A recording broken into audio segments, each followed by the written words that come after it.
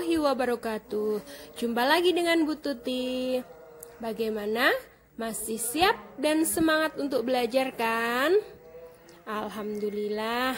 Bagaimana tadi lagunya? Apa judulnya? Judulnya adalah balonku. Balonku termasuk wujud benda apa ya? Kita pelajari ya. Yuk bersama-sama.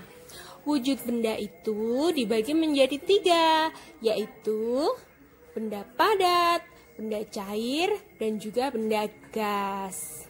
Masih ingat ya anak-anak?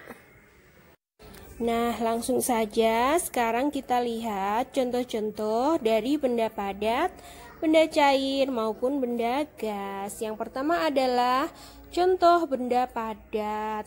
Benda padat banyak ya terdapat di sekitar kita. Yuk kita lihat, contohnya adalah yang pertama kayu, kemudian batu, ada logam emas, ada kertas, ada kursi, ada juga logam besi, dan masih banyak lagi di sekitar kalian, iya kan anak-anak? Nah, kita lihat benda padat bentuknya meskipun dipindah-pindah akan selalu tetap. Kita lihat kursi. Kalian letakkan dimanapun saja tempatnya, bentuknya akan selalu tetap, ya kan anak-anak? Kemudian volumenya, volume itu besarnya ya. Kursi ini meskipun dipindah ke berbagai tempat, volumenya akan selalu tetap, tidak menjadi kecil, tidak juga menjadi besar. Itu namanya volumenya tetap. Jadi, benda padat memiliki bentuk yang tetap dan volume yang tetap meskipun dipindah-pindah di berbagai tempat ya. Kemudian kita lihat contoh benda cair. Benda cair itu maksudnya encer ya anak-anak. Kita lihat contohnya, yang pertama ada air, bensin, oli, kemudian ada minyak goreng, ada madu, dan juga susu. Nah, kita lihat air yang ada di dalam gelas, bentuknya bagaimana? Bentuknya pasti seperti gelas, ya kan? Kita lihat minyak goreng dimasukkan ke dalam botol, bagaimana bentuknya? Bentuknya seperti botol. Kita lihat madu. Madu diwadahi mangkok, maka madu bentuknya seperti mangkok. Susu juga sama anak-anak, ditempatkan pada teko. Susunya berbentuk seperti teko. Kalau ditempatkan di gelas, bentuknya juga seperti gelas, seperti yang anak-anak amati, ya kan? Jadi kesimpulannya, bentuk benda cair mengikuti tempatnya, ya. Gitu ya anak-anak. Kemudian volumenya bagaimana? Volumenya akan selalu tetap ya, meskipun dipindah-pindah tempatnya. Begitu. Kemudian kita lanjut ke benda gas. Kita amati gambar. Ini adalah contoh benda gas. Yang mana anak-anak? Pancinya atau uap airnya? Yang benda gas adalah uap airnya ya. Kalau panci itu adalah benda padat ya. Uap air termasuk benda gas. Nah, ini tadi yang sesuai dengan lagunya, balon ya anak-anak. Kalau kita dapat menyentuh benda padat, benda cair dengan tangan kita, ya kan? Kita juga dapat melihat benda padat, juga benda cair dengan jelas.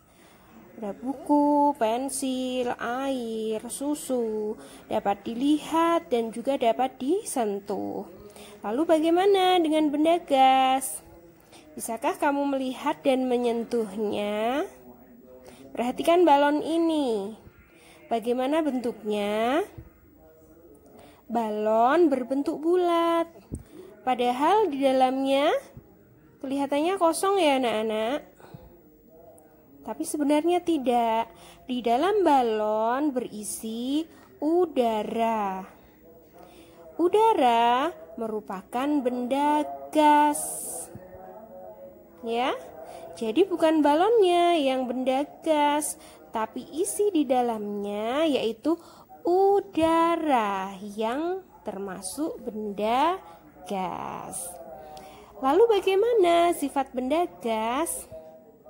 Sifatnya, bentuknya bagaimana? Kalau kita meniupkan udara ke balon, bentuknya seperti balon. Kalau kita meniupkan udara ke plastik, bentuknya akan seperti plastik kan? Nah, maka sifatnya, bentuknya selalu berubah mengikuti wadahnya, ya kan? Lalu volumenya juga sama. Volumenya selalu berubah. Jadi bentuknya berubah, volumenya juga selalu berubah. Itu untuk benda gas. Contoh benda gas yang selanjutnya adalah gas LPG. Ini biasa kamu lihat di dapur rumah ibumu, ya kan? Nah, isi LPG ini ya termasuk benda gas. Kalau tabungnya bukan benda gas, kalau tabungnya adalah benda padat, tapi isinya adalah benda gas. Gitu ya anak-anak. Contoh yang lainnya selain ini apa ya? Ada yang tahu? Ada banyak ya, ada asap kendaraan, ada asap pabrik. Itu juga termasuk benda gas ya. Nah, sekarang anak-anak sudah mulai paham kan tentang wujud-wujud benda dan juga sifatnya. Sifatnya ada dua secara garis besar, yaitu yang pertama bentuknya dan yang kedua tentang volumenya. Kita lihat selanjutnya ini untuk memudahkan anak-anak menyebutkan sifat-sifat wujud benda. Nah, ini Bu Guru punya peta konsep untuk memudahkan anak-anak menghafal atau mengingat tentang sifat-sifat wujud benda. Yuk kita lihat. Yang pertama, sifat benda padat. Pokoknya intinya bentuk dan volume ya anak-anak. Benda padat, bentuknya tetap. Terus volumenya atau besarnya juga tetap. Jadi kata kuncinya benda padat ya, tetap-tetap. Nah, begitu. Kemudian kalau benda cair, bentuknya berubah sesuai tempatnya. Kemudian volumenya tetap. Berarti kalau cair itu berubah tetap. Begitu. Kemudian benda gas sifatnya, bentuknya selalu berubah sesuai wadahnya dan volumenya juga berubah sesuai wadahnya. Berarti kalau benda gas berubah. Anak-anak sebenarnya mudah kok menghafal ini. Anak-anak tinggal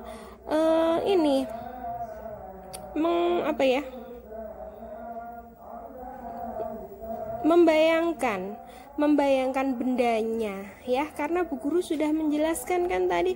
Misalnya benda padat, kamu membayangkan kursi, oh bentuknya tetap, kemudian oh besarnya juga selalu tetap, begitu. Kalau benda cair juga sama, misalnya kamu membayangkan air ditaruh di gelas, oh bentuknya berubah. Taruh di botol, bentuknya berubah. Kemudian volumenya selalu tetap. Jadi caranya adalah membayangkan bendanya sehingga anak-anak bisa menyebutkan sifat-sifatnya dengan mudah. Jadi tidak menghafal, tapi anak-anak itu biasa berpikir nyata gitu ya. Anak-anak mudah kan? Nah, setelah ini nanti anak-anak tugasnya adalah menyebutkan sifat-sifat benda padat, sifat benda cair, dan juga benda gas seperti yang Bu Guru jelaskan tadi ya. Cukup sekian. Wassalamualaikum warahmatullahi wabarakatuh.